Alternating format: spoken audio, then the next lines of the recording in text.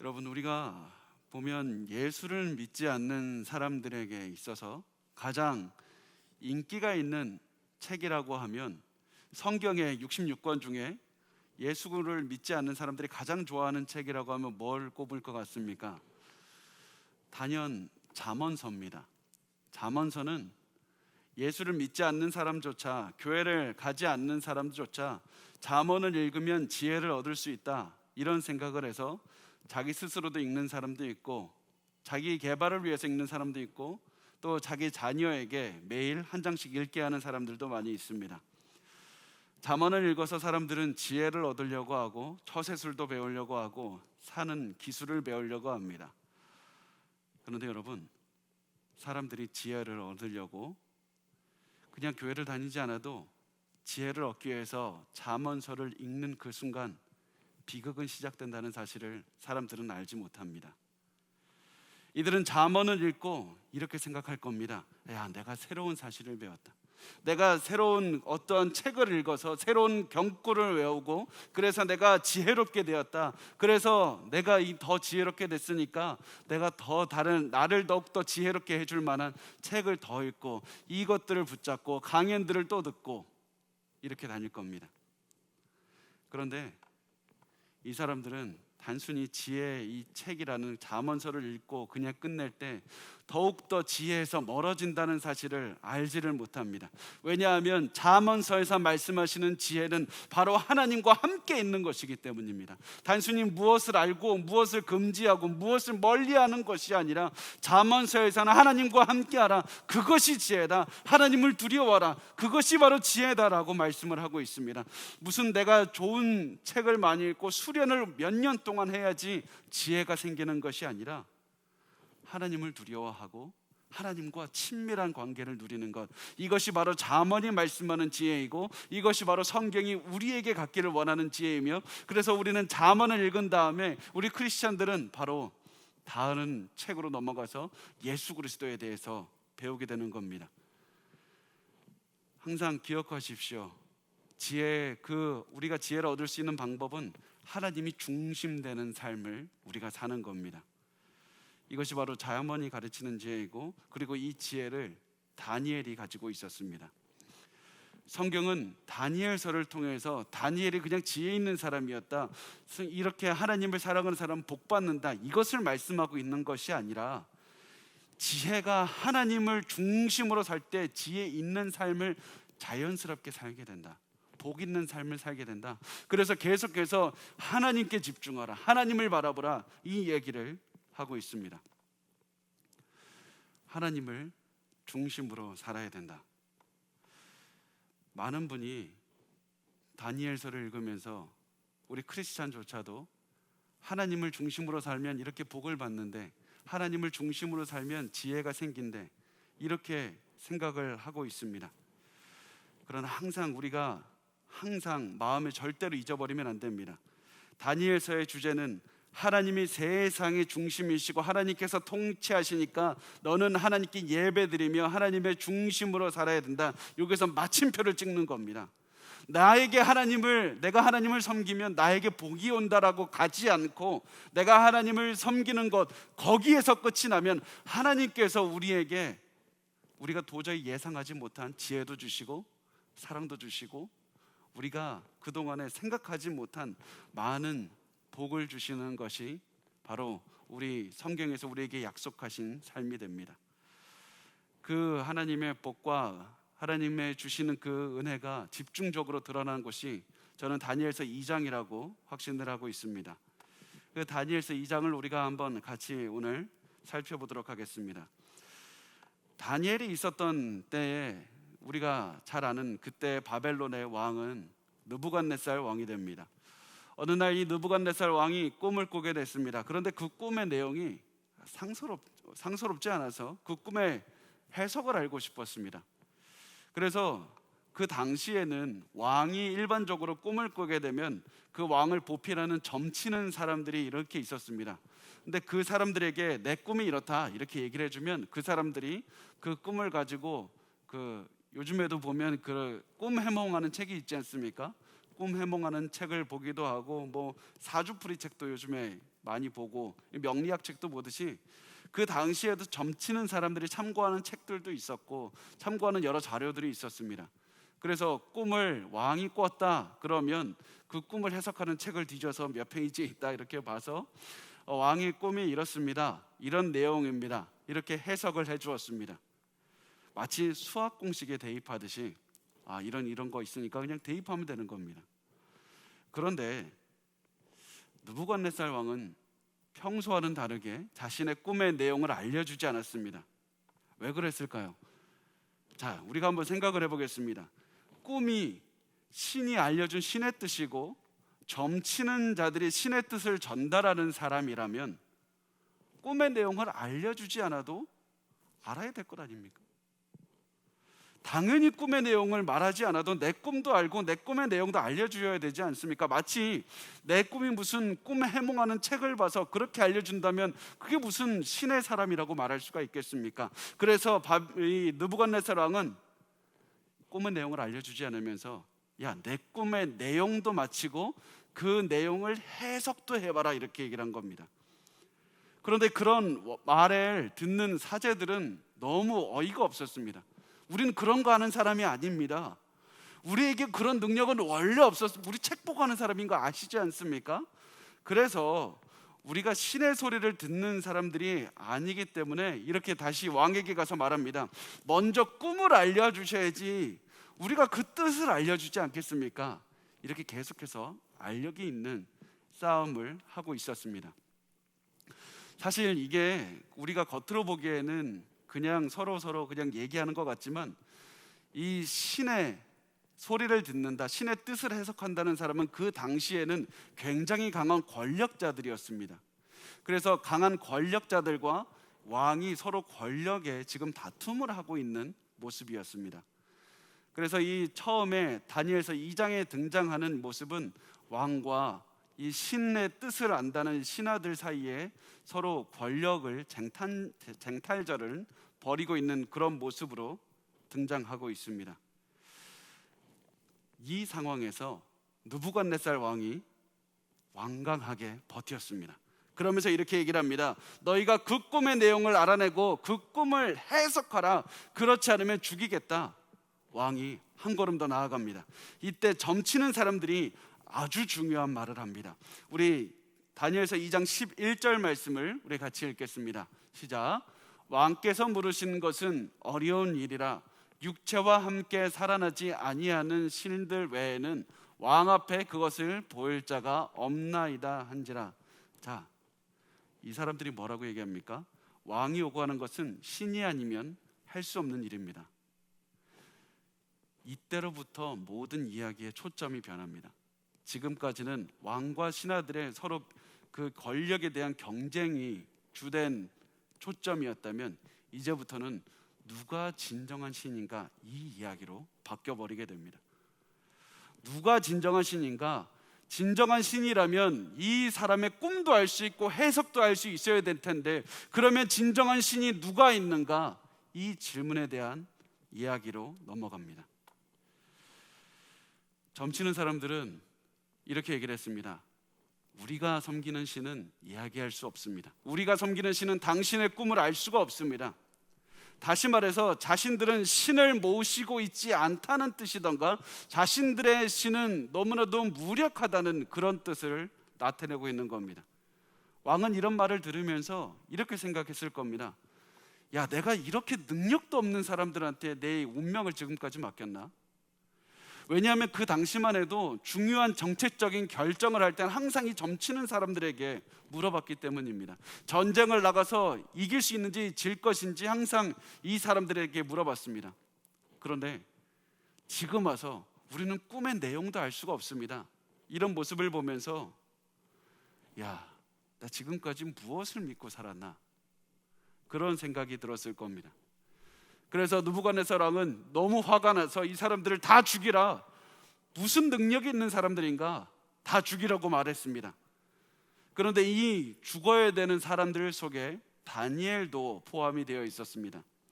다니엘이 자신이 이 죽어야 된다는 이런 소식을 듣게 됐을 때 자신을 죽이러 온 그 사람에게 잠시만 시간을 달라고 이야기를 했습니다. 잠시만 시간을 주면 그 꿈을 내가 해석을 해주겠다, 이렇게 얘기를 합니다. 당시 다니엘은 그 꿈이 무엇인지 도저히 알지 못했습니다. 그렇지만 하나님께서는 그 꿈을 알려주실 수 있다는 확신이 있었습니다.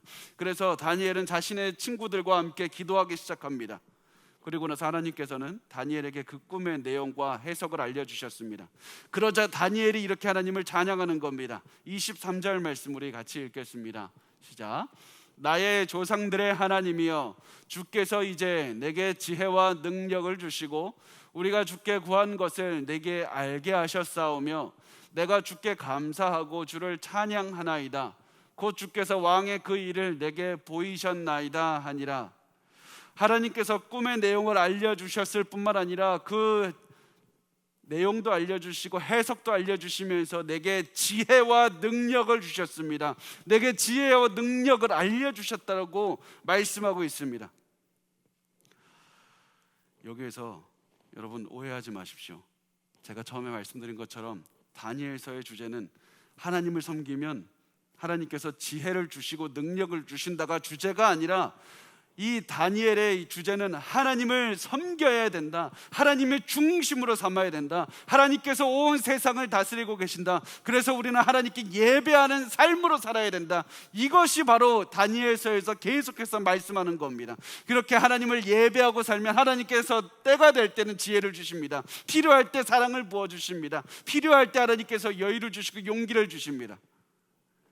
계속해서 다니엘서는 처음부터 끝까지 하나님께서 통치하시고 이 하나님을 우리는 예배해야 된다. 그래서 다니엘은 계속해서 예배하고 찬양하고 계속 하나님께로 시선을 돌리는 겁니다.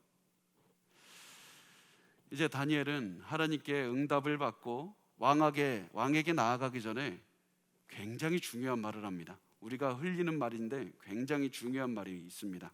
24절 말씀을 우리 같이 읽겠습니다. 시작. 이에 다니엘은 왕이 바벨론 지혜자들을 죽이라 명령한 아리옥에게로 가서 그에게 이같이 이르되, 바벨론 지혜자들을 죽이지 말고 나를 왕의 앞으로 인도하라. 그리하면 내가 그 해석을 왕께 알려드리리라 하니, 지금 이 다니엘은 바벨론의 지혜자들을 죽이지 말라라고 부탁합니다. 당부합니다. 다니엘이 그 우상 숭배하는 사람들을 죽이지 말라고 했던 그 이유가 무엇입니까? 그 사람들을 살려달라고 했던 이유가 무엇입니까? 그들이 평소에 다니엘에게 잘했겠습니까? 다니엘에게 많은 은혜를 주었겠습니까? 그렇지 않을 겁니다. 시간이 지나서도 계속해서 이들은 다니엘과 그 친구들을 죽이려고 계속해서 모략을 펼치고 있습니다.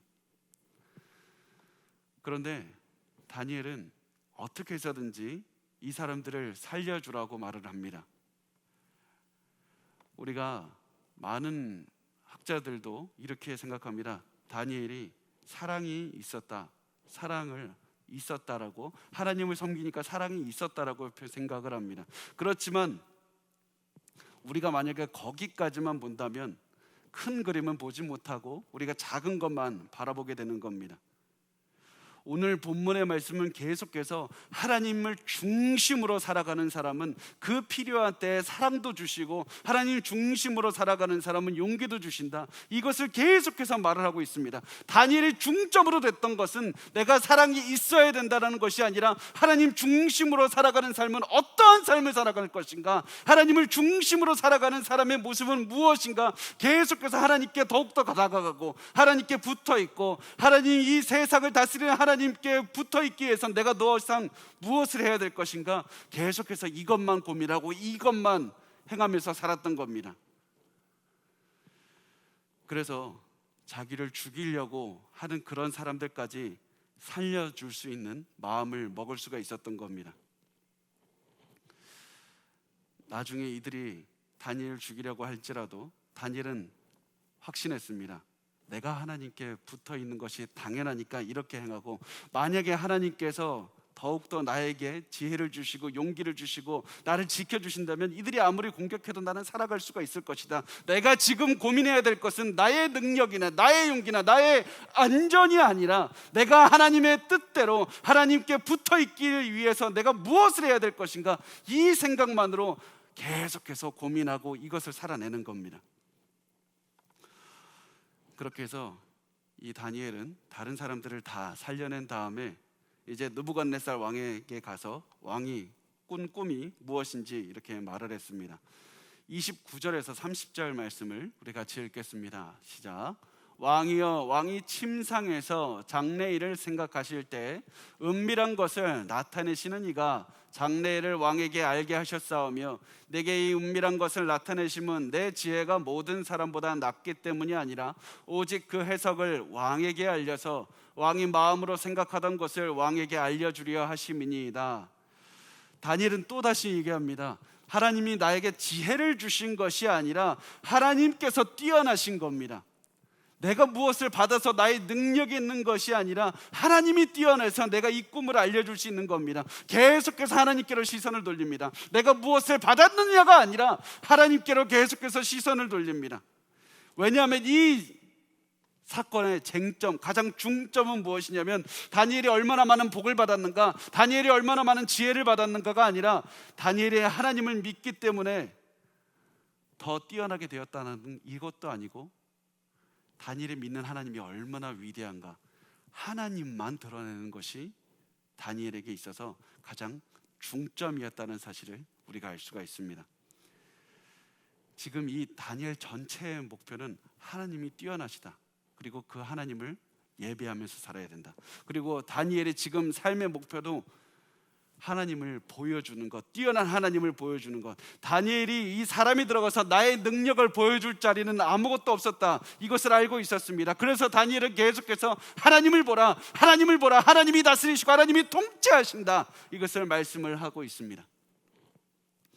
이렇게 말을 한 다음에 다니엘은 이 꿈의 내용에 관한 이야기를 하고, 그리고 나서 다니엘은 하나님의 통치에 관한 이야기를 합니다. 꿈의 내용에서 많은 그 자세한 사항들이 있지만 결국 내용이 무엇이냐면, 하나님은 과거에서도 다스리시고 현재도 다스리시고 미래도 하나님이 다스리신다, 모든 민족을 세우고 허무는 분도 하나님이시다, 이것을 말씀하고 있는 겁니다. 모든 민족의 미래가 어떻게 됩니까? 34절과 35절 말씀 우리 같이 읽겠습니다. 시작. 또 왕이 보신즉 손대지 아니한 돌이 나와서 신상의 쇠와 진흙에 발을 쳐서 부서뜨리매, 그때 쇠와 진흙과 녹과 음과 금이 다 부서져 여름 타작마당에 겨같이 되어 바람에 불려간 곳이 없었고, 우상을 친 돌은 태산을 이루어 온 세계에 가득하였나이다.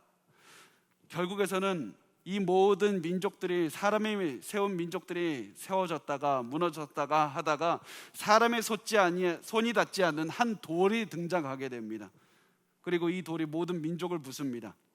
사람의 손이 닿지 않았다는 게 무슨 뜻입니까? 하나님의 손이 닿았다는 얘기입니다. 하나님께서 일으키셨다는 얘기입니다. 하나님께서 나온 돌이 사람이 세운 모든 민족들을 부숴서 아무것도 없는 것으로 만들어서 결국 너무나도 아무것도 아닌 것이 되어서 바람이 불어서 다 날아가 버리는 그런 정도의 것이 되었습니다. 그리고 이 돌은 결국 큰 산을 이루어서 온 세계를 가득 채웠다. 이것으로 이 땅에 세워진 왕국들, 인간이 세운 왕국들은 잠시 있다가 사라지지만 하나님의 나라는 영원하다, 하나님의 나라는 영원하다, 이것을 보여줍니다. 계속해서 하나님이 다스리신다, 하나님이 중심이다, 이것을 계속해서 말했더니 결국에서는 이 말씀의 결론이 어떻게 됩니까? 느부갓네살 왕이 하나님을 찬양하는 것으로 끝이 납니다. 47절 말씀 우리 마지막으로 같이 읽겠습니다. 시작.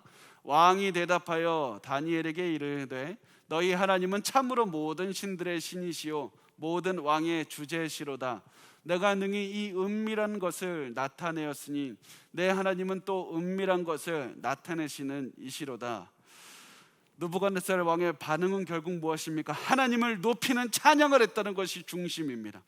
다니엘을 높였다는 것이 아니라 하나님을 높였다는 것이 중심입니다. 왜냐하면 다니엘이 계속해서 보여주고 있는 것이 하나님을 높이는 것이고, 다니엘은 내가 높아질 수 있는 그런 여지를 둔 것이 아니라 하나님만을 높였습니다. 그렇게 했을 때 느부갓네살 왕은 하나님을 높였을 뿐만 아니라 하나님께서 복을 주셔서 다니엘도 그에 따라 높이게 하시고 또 다니엘의 친구들도 높아지게 하셨다는 그런 말씀이 오늘 다니엘서 2장의 말씀입니다. 여러분, 오늘 본문의 핵심은 다니엘이 지혜를 가지고 있었다? 그것도 아니고 다니엘을 하나님을 섬기면 지혜가 갑자기 생긴다, 그런 것도 아닙니다. 미래에 어떠한 일이 일어날 수 있는지 예측 가능하다, 그런 것도 아닙니다. 다니엘이 하나님을 섬겼더니 복을 받았다, 이것도 아닙니다. 오늘 본문의 주제는 하나님이 이 세상을 통치하시고 다니엘은 하나님을 섬기기 위해서만 살았다, 그렇게 하고 모든 것들을 하나님께 드렸더니 하나님께서 결과에 필요에 따라서 복을 주시고 세워주시고 많은 능력을 주시기도 하고 지혜를 주시기도 하고 용기를 주시기도 하고 여유를 주시기도 하셨다, 이 말씀을 하고 있는 겁니다. 그래서 우리가 계속해서 우리의 삶의 중심으로 삼아야 될 것이 무엇이냐면, 나는 오늘도 하나님이 통치하신다는 사실을 알고 그 하나님께 예배하고 살아가고 있는가, 그 하나님을 중심으로 살아가고 있는가. 단순히 하나님 나에게 복을 달라는 것, 그것은 물론 중요합니다. 그렇지만 그것이 내 삶의 가장 큰 목적이 아니라 이 세상을 통치하시는 하나님께서 나의 아버지가 되시고 그 하나님을 나는 오늘 예배하고 있는가, 그것이 가장 중요한 것입니다. 그래서 우리가 오늘 이 시간에 코로나 때문에 거리두기가 또 연장이 되고, 사실 이것 때문에 너무나도 다들 힘들어하고 있는 이때 우리가 하나님 이제 어떻게 살아야 됩니까? 하나님 내가 무엇을 먹고 삽니까? 어떻게 해야 됩니까? 이렇게 고민하고 있을 때 우리가 단순히 이 시간을 견디고 버티는 것으로 끝내는 것이 아니라 내가 하나님의 뜻을 생각하며 이 세상을 통치하시는 하나님, 그 하나님께 예배하는 것으로 우리의 삶을 바꿨으면 좋겠습니다. 우리의 시선을 하나님께 드렸으면 좋겠습니다. 우리의 모든 마음을 하나님께서 통치하십니다. 그래서 나는 하나님께 예배하는 것으로 나의 삶을 온전하게 집중합니다. 그랬을 때 하나님께서 내가 하나님께 예배하고 살기만 하면 하나님께서 여러분에게 필요에 따라서 많은 재물의 복도 주실 것이고 또 필요에 따라서 지혜도 주실 것이고 여러분에게 많은 복을 주실 겁니다.